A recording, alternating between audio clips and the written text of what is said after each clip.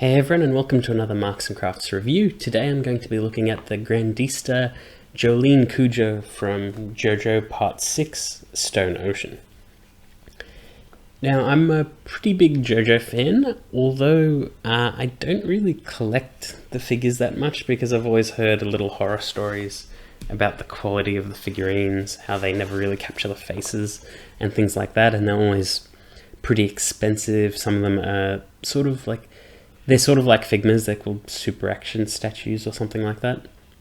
And they are cool, but the very, very obvious joints are one of the things that you either love or hate about them, because they're sort of very bulky and old school, which is a nice charming thing about JoJo, or they're really bulky and old school, which is a really trashy thing about posable figures. So it's one of those really tricky things. So not a lot of figures, and not a lot of like standard figures that look nice or capture their likeness correctly. There's a big delivery video I did last year about a December shipment. I had a big Jotaro in that video. I opened that video off camera and I didn't make a review about it. He does not look good.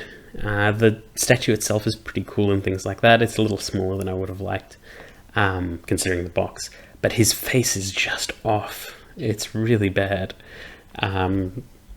And look, knowing how Bandai and Banpresto usually work, usually you can get good face sculpts and figure sculpts out of them, but it's not always a guaranteed thing. Unfortunately, JoJo just sort of has a curse for it. So basically, I decided to take a chance again and grab the Jolyne Grandista, because the Grandista line have typically been amazing, and it's inexpensive, quite like Stone Ocean so far, so why not give it a go? So that's what today's review is. It's having a look at the Jolyne.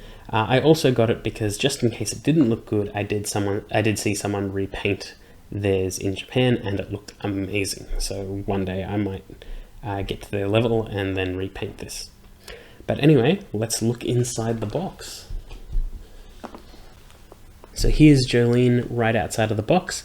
She comes in 3 pieces, which is a head, the figure itself, and a little bit of a base. We'll have a look at the base when we get to it. It's just that the figure doesn't quite fit in frame because she is quite big. Compared to the box, she stands almost as tall as the box, which is very cool.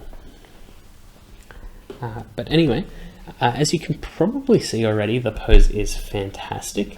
The sculpt work is very good, and there are some very lovely small details on this.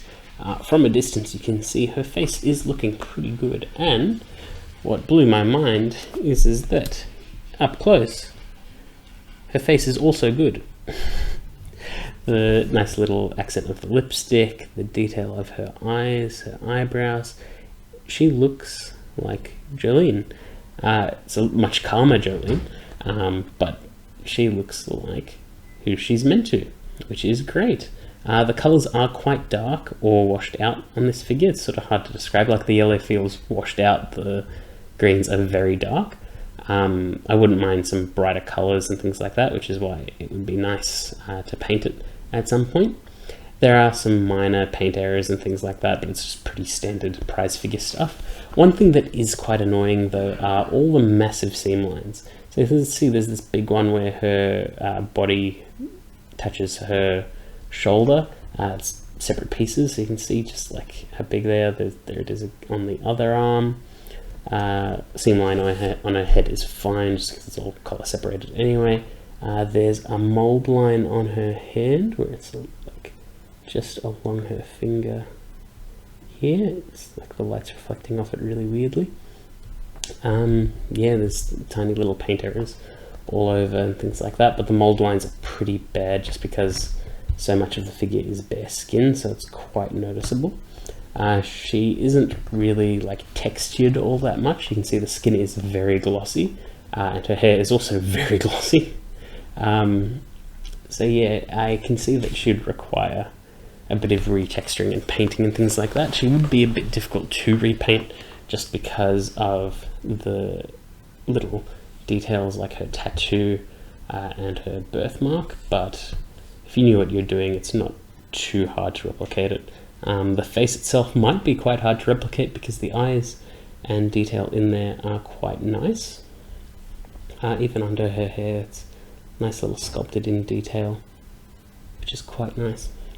So the sculpt itself is fantastic. The figure's huge, poses great, style is amazing. Just the actual paint quality and things like that is probably where it falls apart for me. I don't actually mind what they did with the base here. Now these bases can be pretty terrible at times. Like I've had some of the Glitter and Glamours figures use bases exactly like these and they topple over and break and ruin the whole figure. It's like I can't display some of them anymore. But in this case, because of how perfectly straight the figure is, this base works really well and sort of placed right in the middle of her center of gravity. So it basically just disperses that out and it's really solid. I do like the little metallic detail on these little like charms on her pants. They seem like weapons. I don't know why they didn't confiscate them in the prison, but you know, it's JoJo. Doesn't really matter. But yeah, generally speaking, it is a very good figure. Just very tiny minor gripes. Thankfully, one of those gripes is not the detail of the face. And therefore I can absolutely recommend a figure like this because it 100% looks like the character it's meant to. It might not be super dynamic, but it is doing a very JoJo pose. So yeah, really enjoy the Jolyne Grandista. All of the Grandista figures are of similar high quality. There's just general paint things here or there. It's a prize figure, what do you expect? It's just what's nice about the Grandistas is they stand quite tall. And usually they're the size of the box that you buy them from, which is generally the case with prize figures, but not always a guaranteed thing. But yeah, I hope they will do a lot more with JoJo Part 6, just because JoJo always feels either over-merchandised to the things that you don't want, or under-merchandised to the things that you want. This is one of the things that I want. Well, I already have it, so yeah, whatever. But yeah, you understand what I mean. This is one of the things that I want. I hope that we get more Grandistas of other characters. Look, Hermes would be cool, Foo Fighters.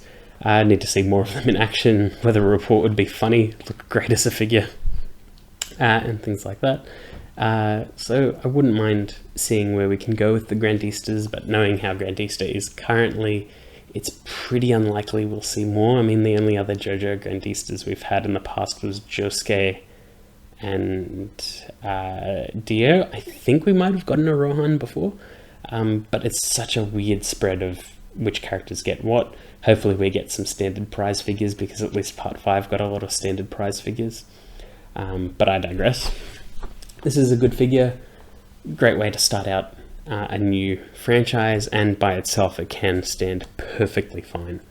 It's just one of those things where I know it could be a bit more vibrant and really bring to life the JoJo feel, but as a JoJo figure in general, it is quite good, and you could do a lot worse for a lot more money. So yeah, highly recommend this figure, and I hope you enjoyed that video, and I'll see you all next time.